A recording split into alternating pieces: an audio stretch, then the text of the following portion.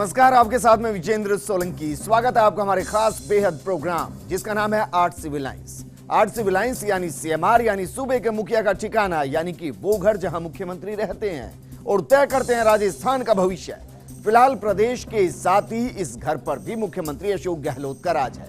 यही दरअसल वो पावर सेंटर है जहां प्रदेश की राजनीति की एबीसीडी तय होती है और यहीं से तय होता है कि किसको कितना, कहां, कब और क्या मिलेगा।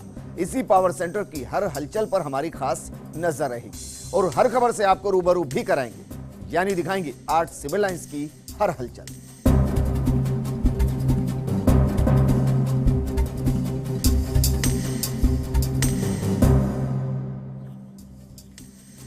जननायक, जी हां, जननायक अशोक गहलोत की मेहनत फिर रंग लाई। वो मेहनत जो वो राहुल गांधी की किसान रैली के लिए लगातार कई दिनों से कर रहे थे और यही कारण है कि लाखों किसानों की मौजूदगी देखकर राहुल गांधी भी काफी गदगद नजर आए। ये नजारा बड़ा गजब का था जब बड़ी संख्या में अन्नदाता जुटे और उनके बीच खूब गूंजी राहुल की किसान क्रांति। दावा किया गया है कि केंद्र में सरकार बनी तो पूरे देश में किसानों की कर्ज माफी होगी। वहीं सूबे के मुखिया ने भी अन्नदाता के लिए सरकारी खजाना मानो खोल कर रख दिया। एक के बाद एक कई बड़े तोहफों का ऐलान कर दिया, जिसमें किसानों के लिए अगले 5 साल तक बिजली के दाम नहीं बढ़ाने, किसान आयोग के गठन करने और जून तक 1 लाख कृषि कनेक्शन के वादे खास रहे। वहीं राजस्थान के गांधी यानी कि अशोक गहलोत ने राहुल गांधी को मंच पर चरखा भी भेंट किया। इसके अलावा गहलोत ने कहा कि न्यूनतम समर्थन मूल्य पर चने और सरसों की खरीद की जाएगी, तो वहीं फूड प्रोसेसिंग के लिए 10 हेक्टेयर तक लैंड यूज चेंज की जरूरत नहीं होगी। इसके अलावा अशोक गहलोत केंद्र सरकार पर भी जमकर बरसे। साथ ही कहा कि राजस्थान में भी कुशासन का अंत हो गया और जनता की सरकार आ गई है। उन्होंने कहा कि कांग्रेस का इतिहास बलिदानियों का रहा है, जबकि बीजेपी का इतिहास केवल झूठ से भरा हुआ है। गहलोत ने कहा कि देश में फासिस्ट सोच वाले 2 लोगों का राज चल रहा है। गहलोत ने दावा करते हुए ऐलान किया है कि लोकसभा चुनाव में कांग्रेस राजस्थान की सभी 25 सीटें जीतेगी और केंद्र में भी कांग्रेस के नेतृत्व में सरकार बनाएगी।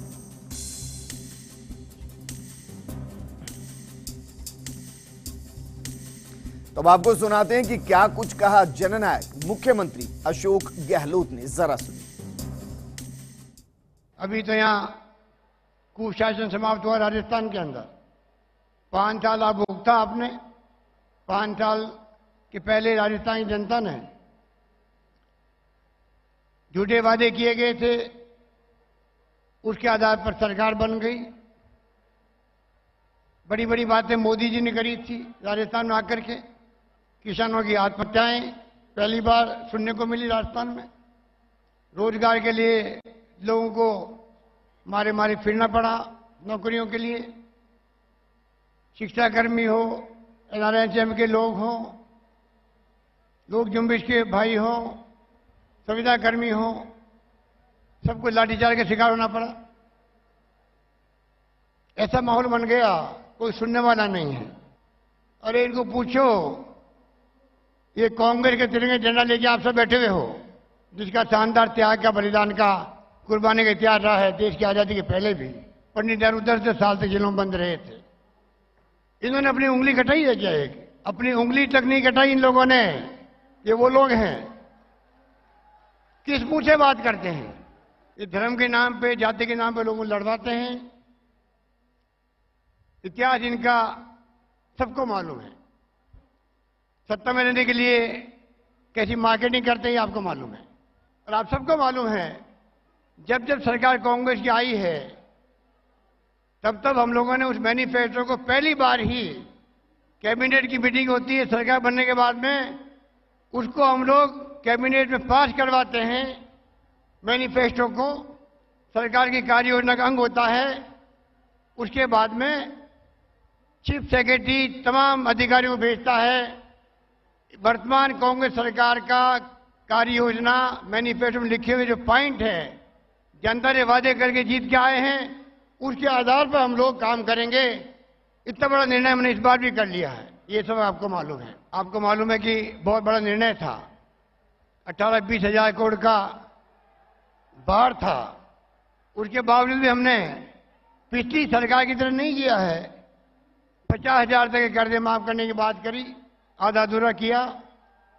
8,000 करोड़ रुपए खर्च होने थे 2,000 करोड़ खर्च किए, बाकी बार हमारे ऊपर डाल दिया। तो हमने तय किया है कि हम पूरा कर्जा माफ करेंगे। कोऑपरेटिव बैंकों का, नेशनल बैंक का कर्जा होगा, ग्रामीण बैंकों का होगा, 2 लाख तक का कर्जा उनका माफ करेंगे जो डिस्ट्रेस में है, तकलीफ में है। पर गांव के लिए किसान की जो समस्याएं हैं उस पर सरकार ज्यादा जोर दे रही है, इसीलिए कर्जा माफ किया है। किसान आयोग का गठन करने की मैं घोषणा करता हूं। आने वाले वक्त में हम लोग किसान आयोग बनाएंगे, पुनः किसानों के साथ संबंध स्थापित करके उनकी भावना क्या है उसके आधार पर सुझाव आएंगे, उसके आधार पर हम लोग फैसला करना शुरू करेंगे। ये मैं निवेदन करना चाहता हूं। राजस्थान में हम तय करेंगे जल्दी ही लघु व सीमांत किसान जो है उनके लिए अलग से योजना बने। जो पेंशन की बात की है, वादा किया मैनिफेस्टो में, लघु व सीमांत किसान को पेंशन मिलेगी। और खेतों के अंदर जो इकाइयां लगाएगा फूड प्रोसेसिंग की, उसकी 10 हेक्टेयर तक जमीन उसको लैंड यूज चेंज करने की जरूरत नहीं पड़ेगी। ये मैं घोषणा करना चाहता हूं इस मुबारक मौके पर।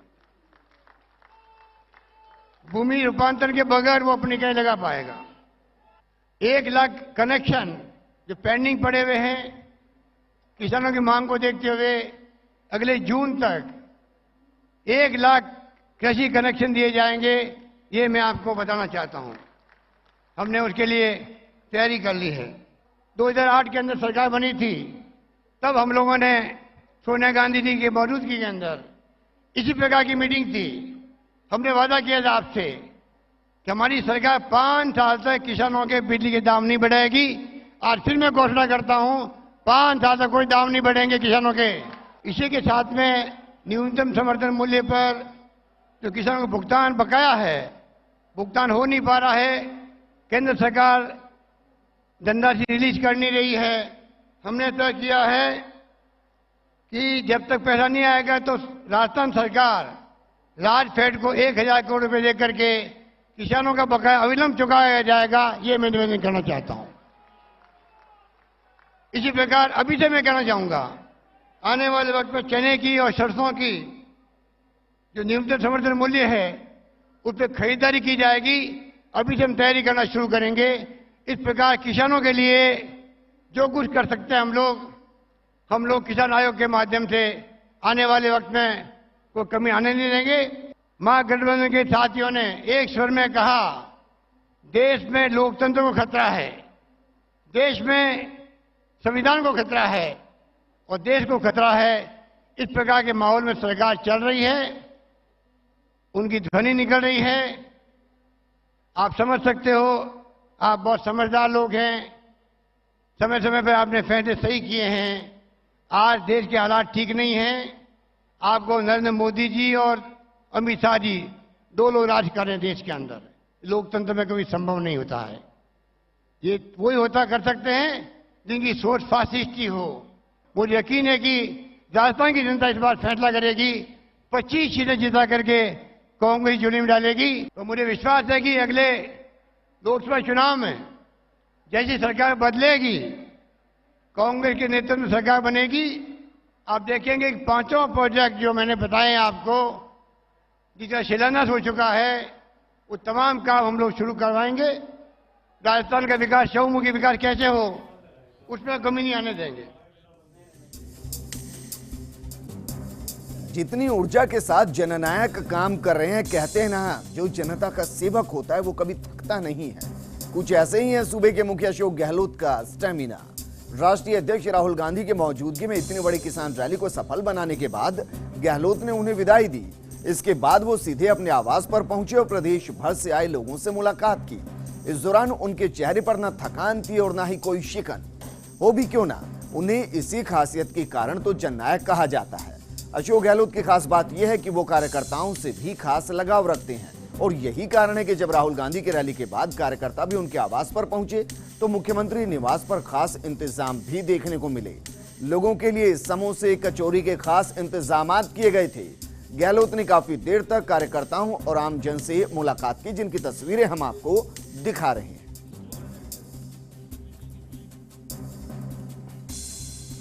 आज सिविल लाइंस में यहां रुकेंगे एक छोटे से ब्रेक के लिए, लेकिन आप कहीं मत जाएगा। ब्रेक के बाद हम आपको दिखाएंगे मुख्यमंत्री अशोक गहलोत का एक खास इंटरव्यू।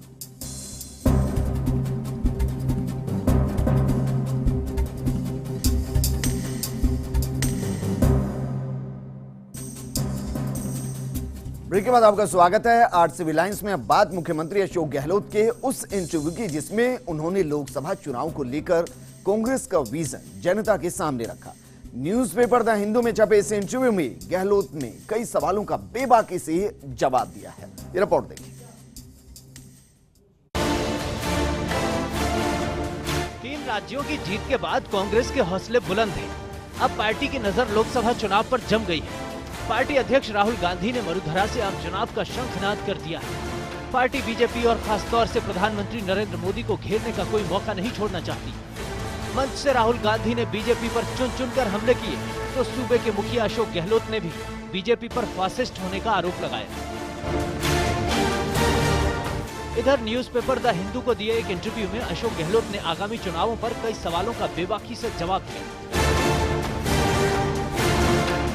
राहुल गांधी के नेतृत्व की तारीफ करते हुए अशोक गहलोत ने कहा कि उन्हें राहुल पसंद है। इधर जब उनसे पूछा गया कि राजस्थान में कांग्रेस द्वारा प्राप्त जनादेश की आप कैसे व्याख्या करते हैं, तो उन्होंने जवाब दिया कि गुजरात विधानसभा चुनाव के दौरान कांग्रेस अध्यक्ष राहुल गांधी द्वारा दिए गए संदेश ने देश में लोगों का ध्यान खींचा। उन्होंने मोदी सरकार द्वारा 2 करोड़ लोगों को रोजगार देने और 2022 तक किसानों की आय दोगुनी करने के वादे पर सवाल उठाए। उन्होंने कहा कि उनका जनादेश 2019 तक था, लेकिन वे 2022 की बात कर रहे हैं। अशोक गहलोत ने पार्टी अध्यक्ष राहुल गांधी की तारीफ करते हुए कहा, राहुल जी ने लघु और मध्यम उद्यमों और असंगठित क्षेत्र से संबंधित मुद्दों पर ध्यान केंद्रित रखा। उन्होंने चुनाव प्रचार के दौरान राफेल के मुद्दे को उठाया, लेकिन एनडीए सरकार आज तक इसका जवाब नहीं दे पाई। उन्होंने कहा कि राहुल गांधी जी किसान का कर्ज माफ करने की बात करते हैं। उन्होंने साथ ही जोड़ा कि वर्तमान में किसान सबसे बड़े पीड़ित हैं और मेरा मानना है कि किसी भी पार्टी की सरकार को किसानों पर ध्यान देना होगा।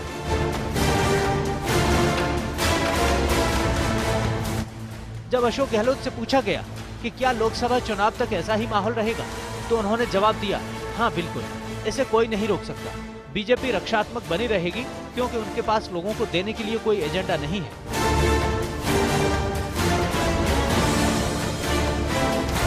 और न ही कोई उपलब्धि है।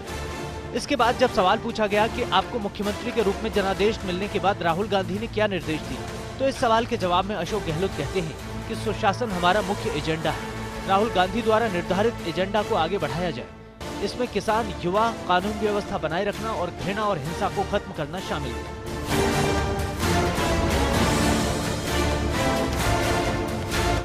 राजनीति अहिंसा और भाईचारे पर आधारित होनी चाहिए। लोगों की भीड़ को पाला जा रहा है। क्या आप उन दुखों और पीड़ाओं की कल्पना कर सकते हैं जिनसे मारे गए लोगों के परिवार के सदस्य गुजरते हैं?